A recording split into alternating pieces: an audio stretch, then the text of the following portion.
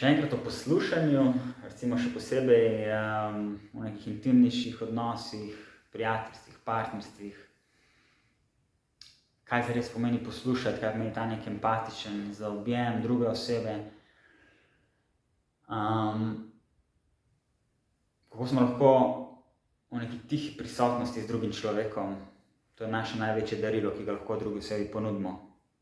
Da smo dejansko z njimi, da ves svoj fokus dajemo temu človeku, da medtem, ko nam ta oseba nekaj govori,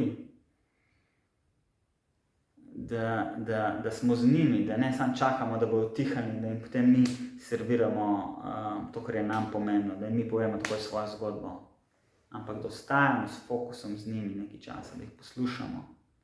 In potem, ko končajo oni govoriti, da mogoče še malo ostanemo z njimi in celo še povzamemo, kaj so nam rekli, kaj je naše razumevanje tega, kar so nam oni rekli.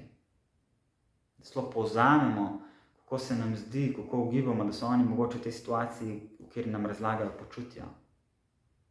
Skušamo ugibati, katere njihove potrebe so bile v tej situaciji zadovoljene, katere niso bile. Da imamo res svoj 100% fokus, so prisotnost njim v dani situaciji. Lahko je to za 3 minute, 5 minut, kolikor lahko.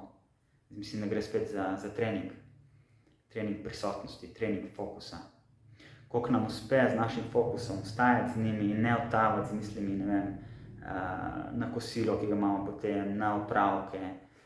Koliko uspemo biti z njimi in da nam ne fokus odtava v obsojanje tega, kar nam govorijo, v kritiziranje. Ampak da samo smo tam prisotni s tem človeškim bitjem in s tem, kar nam ta človek govori.